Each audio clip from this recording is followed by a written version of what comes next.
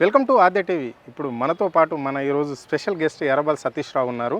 ఆయన్ని రాష్ట్రంలో జరుగుతున్న పరిణామాలు ఏంటి, ఎందుకు మరి కాంగ్రెస్ పార్టీ ఈ విధంగా ప్రజలను తప్పుతో పట్టిస్తుంది అనే అంశాలపైన అడిగి తెలుసుకునే ప్రయత్నం చేద్దాం. సార్ నమస్తే. నమస్తే. బాగున్నారా?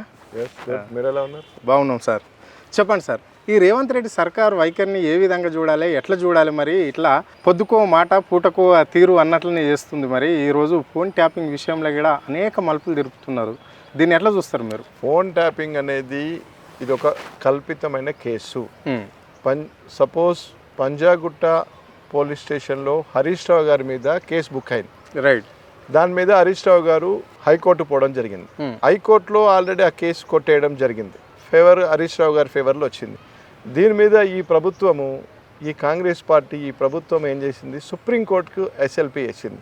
సుప్రీంకోర్టులో సిద్ధార్థ లూత్రా అనే ఒక ప్రముఖ న్యాయవాదిని పెట్టి ఆర్గ్యుమెంట్ చేసింది ఈ ప్రభుత్వం, ఈ కాంగ్రెస్ ప్రభుత్వం.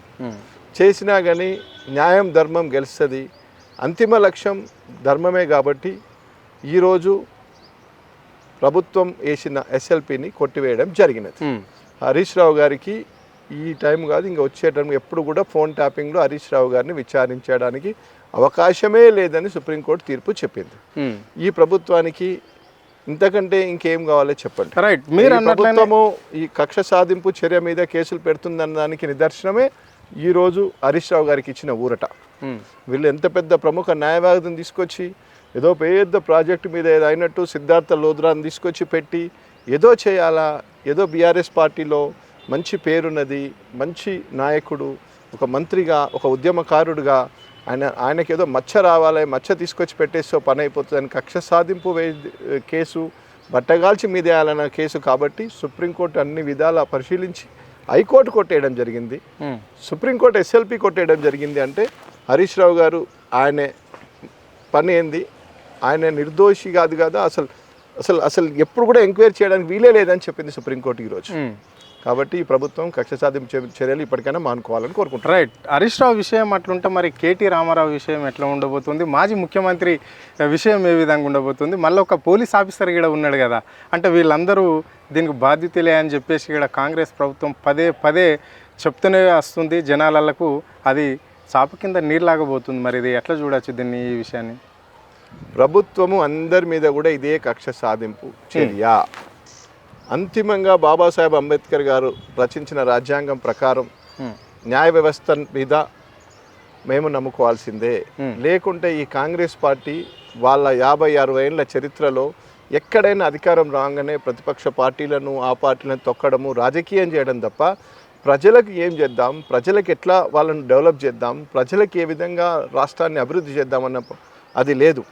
అడ్డగోలు హామీలు ఇచ్చుడు, 6 గ్యారంటీలని, 420 హామీలని, అన్ని దేవుళ్ళ మీద ఒట్లు.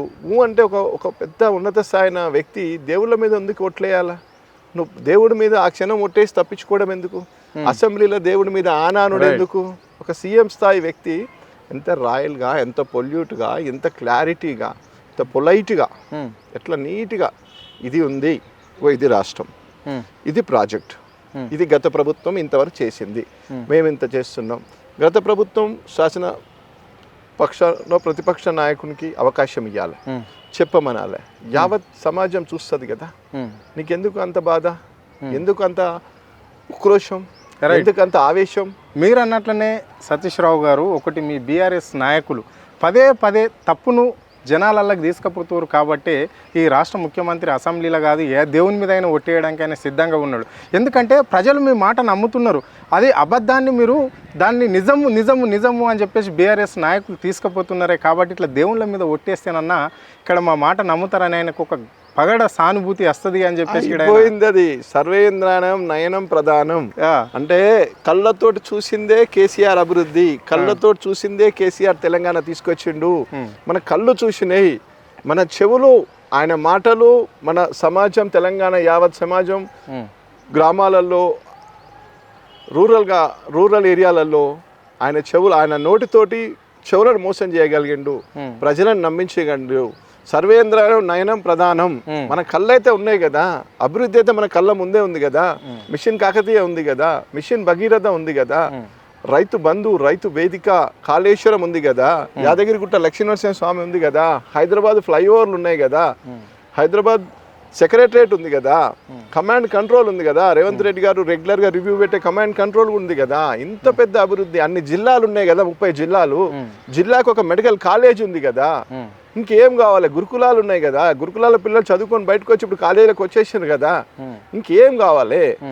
మేము అందుకే అంటున్నాం కదా, ప్రజలకు కూడా ఒకటే చెప్తున్నాం, యువతకు కూడా ఒకటే చెప్తున్నాం, మీ కళ్ళు మిమ్మల్ని మోసం చెయ్యాయి, మీరు కళ్ళతో చూసిందే నమ్మండి, వాళ్ళు నోటితో చెప్పింది మనం చెవులతో విన్నది నమ్మొద్దు, ఈ ఓట్లను నమ్మొద్దు, ఈ మాటలను నమ్మొద్దు, మీరు కళ్ళతో చూసిందే నమ్మంటున్నాం. రైట్, మీరు ఎగ్జాక్ట్ చెప్పాలి ఈ క్వశ్చన్కి అయితే ఆన్సర్.